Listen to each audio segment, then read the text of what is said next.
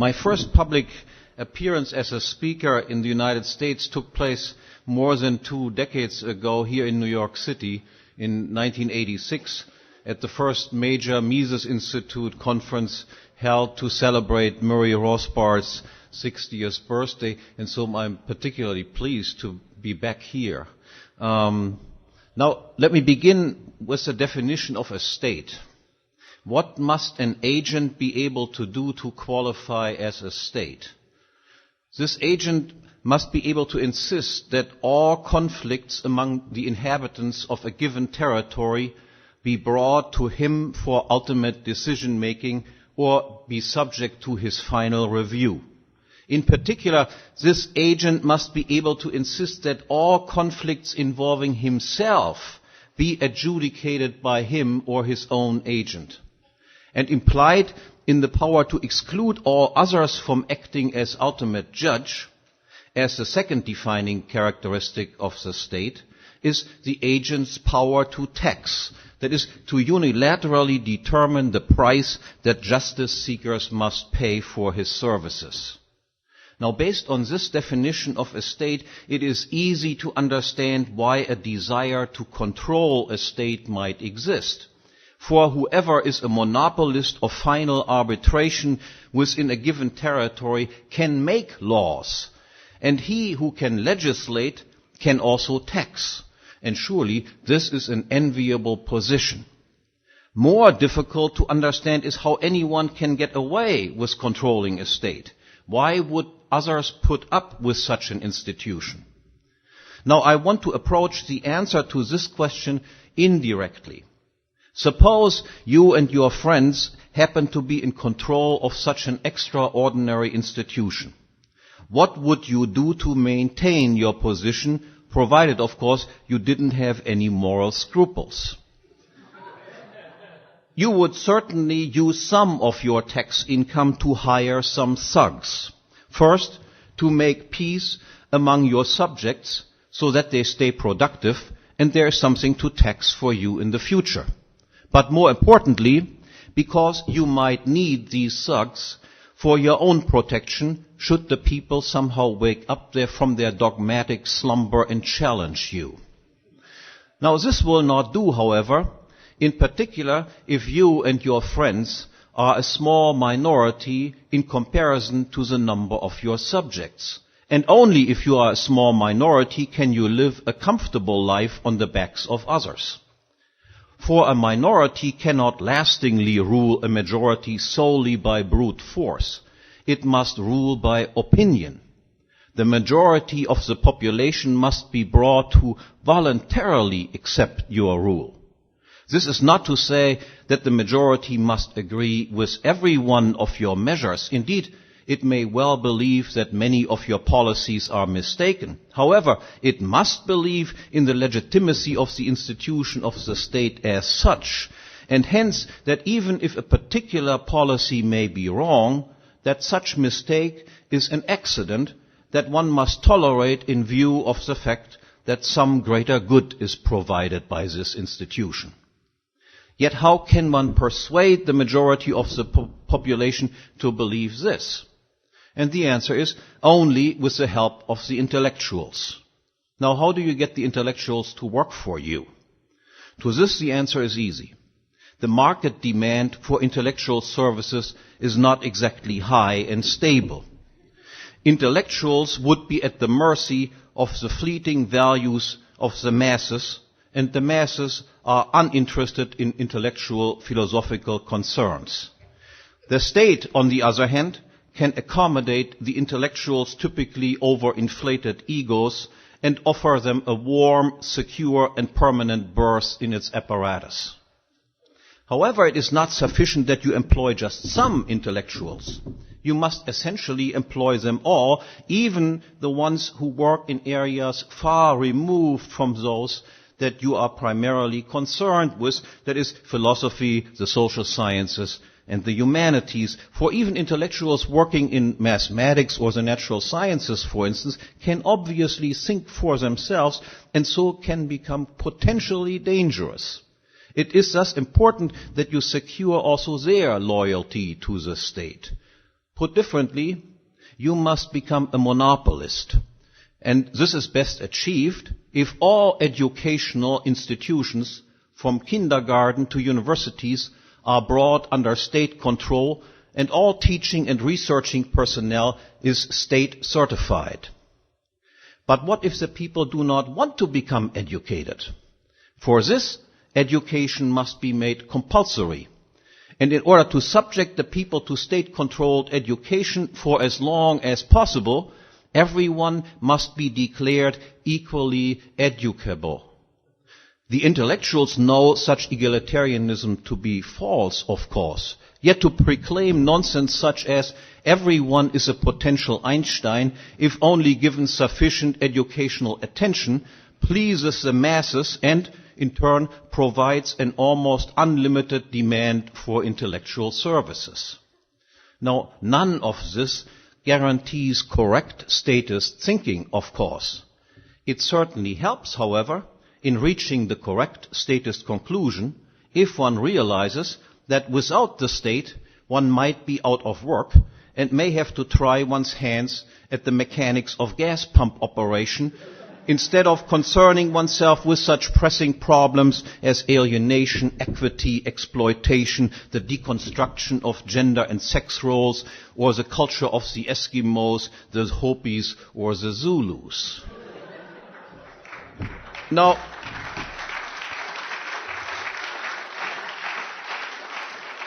in any case, even if the intellectuals feel underappreciated by you, that is, by one particular state administration, they know that help can only come from another state administration, but certainly not from an intellectual assault on the institution of a state as such. Hence, it is hardly surprising that, as a matter of fact, the overwhelming majority of contemporary intellectuals, including most conservative or so-called free market intellectuals, are fundamentally and philosophically statists. Now, has the work of the intellectuals paid off for the state? I would think so. If asked whether the institution of a state is necessary, I do not think it is exaggerated to say that 99% of all people would unhesitatingly say yes. And yet, this success rests on rather shaky grounds, and the entire statist edifice can be brought down if only the work of the intellectuals is countered by the work of anti-intellectual intellectuals, as I like to call them. The overwhelming majority of state supporters are not philosophical statists. That is, statists because they have thought about the matter. Most people do not think much about anything philosophical at all. They go about their daily lives, and that is it. So most support stems from the mere fact that the state exists, and has always existed as far as one can remember, and that is typically not farther away than one's own lifetime. That is, the greatest achievement of the statist intellectuals is the fact that they have cultivated the masses' natural intellectual laziness or incapacity and never allowed for the subject of the state to come up for serious discussion. The state is considered as an unquestionable part of the social fabric. The first and foremost task of the anti-intellectual intellectuals, then, is to counter this dogmatic slumber of the masses by offering a precise definition of the state, as I have done at the outset, and then to ask if there is not something truly remarkable, odd, strange, awkward, ridiculous, indeed ludicrous, about an institution such as that. I am confident that such simple definitional work will produce some very first but serious doubt regarding an institution that one previously had been taken for granted. And that seems to be a good start. Again, recall, a state is an institution that decides who is right and wrong in conflicts involving itself. Now, further, proceeding from less sophisticated, yet not incidentally more popular pro-state arguments to more sophisticated ones, to the extent that intellectuals have deemed it necessary to argue in favor of the state at all, their most popular argument, encountered already at kindergarten age, runs like this. Some activities of the state are pointed out. The state builds roads, kindergarten, schools, it delivers the mail and puts a policeman on the street. Imagine there would be no street, no state, then we would not have these goods. Thus a state is necessary. And at the university level, a slightly more sophisticated version of the same argument is presented. It goes like this. True, markets are best at providing many or even most things, but there are other goods markets cannot provide or cannot provide in sufficient quantity or quality. And these other so-called public goods are goods which bestow benefits onto people beyond those people who have actually produced or paid for them. Foremost among such goods ranks typically education and research. Education and research, for instance, it is argued, are extremely valuable goods. They would be underproduced, however, because of free riders, that is, cheats who benefit via so-called neighborhood effects from education and research without actually paying for it. Thus, the state is necessary to provide otherwise underproduced or unproduced public goods such as education and research.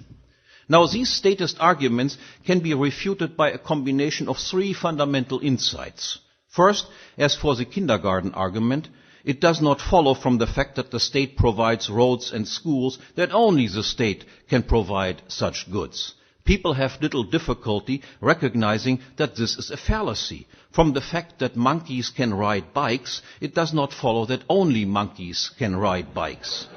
And secondly, immediately following, it must be recalled that the state is an institution that can legislate and tax, and hence that state agents have little incentive to produce efficiently. State roads and schools will only be more costly and their quality will be lower.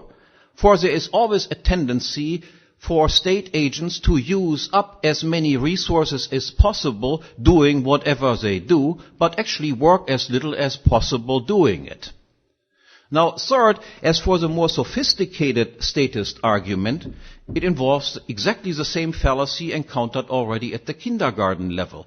For even if one were to grant the rest of the argument, it is still a fallacy to conclude from the fact that states provide public goods that only states can do so. But more importantly, it must be pointed out that the entire argument demonstrates a total ignorance of the most fundamental fact of human life, namely scarcity. True, markets will not provide for all desirable things. There are always unsatisfied wants as long as we do not inhabit the Garden of Eden. But to bring such unproduced goods into existence, scarce resources must be expended, which consequently can no longer be used to produce other, likewise desirable things. Whether public goods exist next to private ones does not matter in this regard. The fact of scarcity remains unchanged. More public goods can only come at the expense of less private goods. Yet what needs to be demonstrated is that one good is more important and valuable than another one. This is what is meant by economizing. Yet can the state help economize scarce resources? This is a question that must be answered.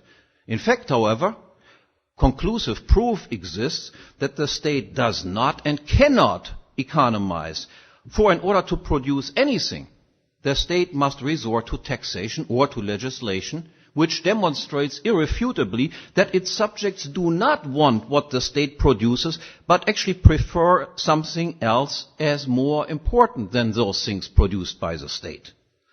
Rather than economize, the state can only redistribute. It can produce more of what it wants and less of what the people want. And to recall, whatever the state then produces will be produced inefficiently. Finally, the most sophisticated argument in favor of the state must be briefly examined. From Hobbes on down to this argument has been repeated endlessly. It runs like this. In the state of nature, that is, before the establishment of a state, permanent conflict reigns. Everyone claims a right to everything, and this will result in interminable war. There is no way out of this predicament by means of agreement, for who would enforce these agreements?